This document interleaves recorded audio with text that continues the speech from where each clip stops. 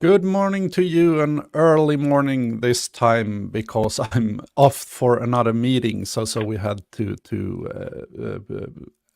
start a little bit early. How are you today, Diego? Good. Everything Good. okay. Yeah. Great. So I will get right into it. Just a few notes for you. Remember, this evening it's an IT pub at the Hat Store. So if you have signed up for that one, remember to go. Or if you cannot go and signed up, please send them an email so they can call in people in the reserve list. So please do that. In this course, there has been, and we can start with that, there has been a little bit of troubles when using the SSH keys together with Ansible inside of, or actually using the SSH keys inside of Windows subsystem for Linux VSL. Both me and Diego, we are on Mac, so we haven't actually used VSL a lot, but someone who has is Mats, and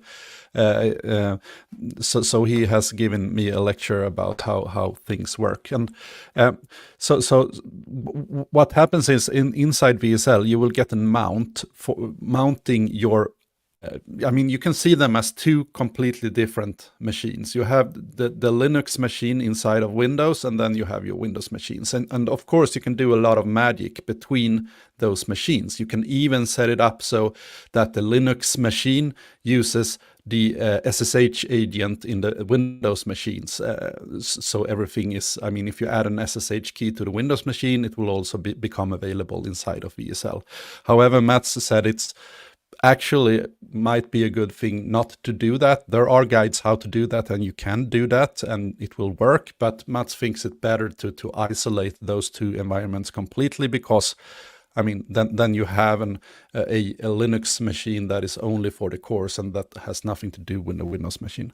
But when you mount something in the Linux machine, if you make a mount to, it's so strange, it's mirrored. So if you make a mount to the Windows machine, and you, for instance, copy the SSH key to that mount, and then try to access the key inside of VSL.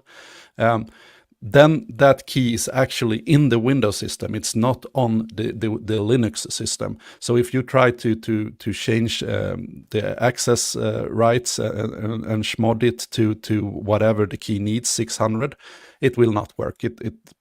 I mean, Windows will not allow the Linux subsystem to change the rights inside of the Windows machine. So what you're supposed to do in that case, you need to copy the key into the mount so you can access it inside of the Linux machine. But then you need to also, inside of the Linux machine, you need to remove it from the mount and place it inside the home folder SSH folder. So if you do a tilde, I don't know what the wavy thing, what it's called in English, but it's tilde in Swedish at least. So if you access cd tilde, then you get to your home folder inside of the Linux machine. Inside of that folder, you will find a hidden folder called .ssh. And I guess it's the same on Windows, but that is how it works on Mac at least.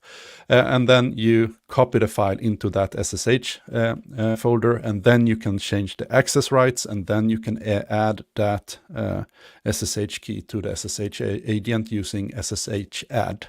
Or you can call, when you start your Ansible script, you can point to that SSH file, that PEM file or that identity file using the -i flag in the Ansible command, in the same way you do when you do an SSH connection. Yeah, that is pretty much it. So just be aware of that. If you have problem with the key, remember that you need to place it inside of the SSH catalog in VSL. You had something more concerning the keys, right? Yeah, probably this week we will have also some issues because some other years when they copy and paste into the variables in GitLab for the continuous delivery, maybe there are some problems with white space or something like this. So maybe the problems have not finished yet handling the file with the private key, but we will go through this afternoon. Yeah. Perfect. Yeah. White spaces and key files are a bit. It's hard sometimes. So last week, Ansible and configuring servers automatically using Ansible. What is up for this week? This week, we move to continuous delivery. And we will create a continuous integration, a pipeline for continuous integration, continuous delivery. So we have finished the part of defining the infrastructure as code, and now we will use it inside a continuous delivery pipeline. So this Ansible code executes every time that we make a commit in our application code. So it reinstalls the application.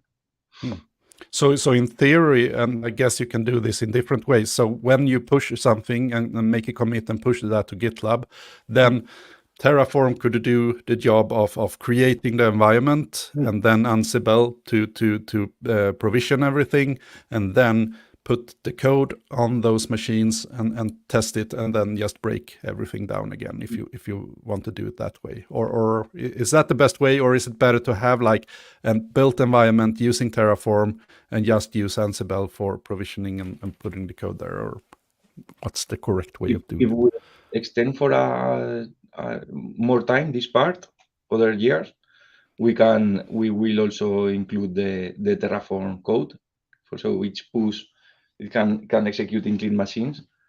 But for a week, to put the concepts of the continuous delivery pipeline and integrate with the infrastructure as code, we will stop integrating with Ansible. So the machines will be static.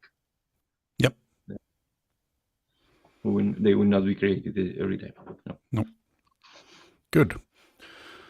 And then there is a project in the course as well, and I know that GitLab has done a lot of the new version of GitLab that was installed this summer made a lot of changes to the infrastructure part as well. So I think there are really good in integrations with Terraform now inside of GitLab, but that we can save for the project if someone wants to dive into that. So, yeah, anything more to say about this week, Diego? Yeah, I can present a couple of slides. Okay? Yes. So I will keep shorter than other weeks, and I will talk about all the slides this afternoon, and now I just present a few. So share screen, and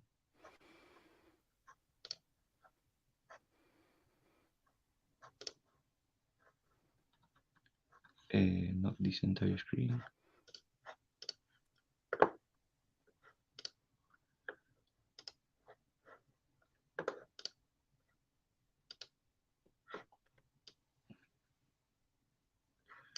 I don't. No, I see the second screen, the entire screen. Sorry. Someday I will. Oh, sorry. Yep. Directly. Okay, now I go to presentation mode. Do you see the? Yep. Okay. So fourth week, the course. This week we are going to study continuous delivery, continuous integration, and we will create our pipeline. So the goal for theory and a goal for practice. On the theory, we will have to understand the concepts, principles, and benefits of continuous integration and continuous delivery, and understand the concept of the pipeline, the deployment pipeline. As a practice, I will get familiarity with a tool that supports the continuous integration and continuous delivery and allows us to create the deployment pipeline that is going to be GitLab. So with this pipeline, every time that we do a change in our code, a push in our application code, it will automatically install the software. So build, test, and install in a staging environment so far, and be ready to install in a production environment. Yeah. So as sub goals of the theory. So we will know what is continuous integration, what continuous delivery is, and continuous deployment, and the difference between these three concepts. We will get we will learn the motivation, benefits, and properties of this continuous integration, continuous delivery, and we will learn the what a continuous what a deployment pipeline is and how it is related to continuous delivery. And I just want to point out as well for all of you that don't forget the theory. So we don't have like a online exam or something coming up right now, but in the end of the course we have this oral exam, and there might be questions about, for instance, what is continuous delivery. So prepare to also read the theory. I will talk about the resources this afternoon, but there is a book on continuous delivery, and mainly you can follow this continuousdelivery.com site that relates to the book. But I will go into detail this afternoon. Yeah. Goals of the practical part: create the deployment pipeline for the continuous integration and continuous delivery. So as I said, after every change in your application, you commit, push, and then it automatically triggers a pipeline that builds your application, tests, and automatically deploys it to a staging environment. To install it, we will take advantage of our previous experience with infrastructure as code, and we will reuse the Ansible code that you created last week. So at some point on the pipeline, it will call your Ansible code, and it will reinstall the application. And yeah, to be ready for this afternoon, if you can get familiarity with the GitLab continuous delivery, so if you read the first paragraphs of these two links, and to be able to follow me, so execute the commands at the same time as I do, please create a repository in your account and put two folders there. One, you can call it the source, src, and we will assume that this is your application code. It's enough if you put just the index.html, because we are not into the building phase, into the compiling, but we will install what it is in the src. So a folder with your application data, and then a second folder that you can call deploy or deploy Ansible, or choose a name, but put your Ansible code from last week on that folder. And yeah, I will do a demo today, and I will create the pipeline from scratch at 1:15.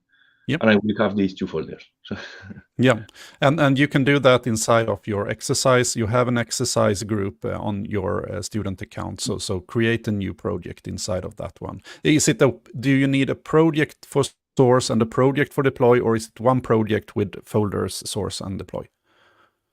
One project. Yeah, one project with two folders. Yep. Good. Well, sounds like an exciting afternoon, actually. So me and Mats will not be able to join today, unfortunately. It would have been actually kind of fun, because now we are starting to get into the next part as well, or transition into the next part soon. So with the pipelines, but let's see. I need to quit. So with that, I need to just kill the stream. And Diego, good luck this afternoon, and see you around. Bye. Bye-bye.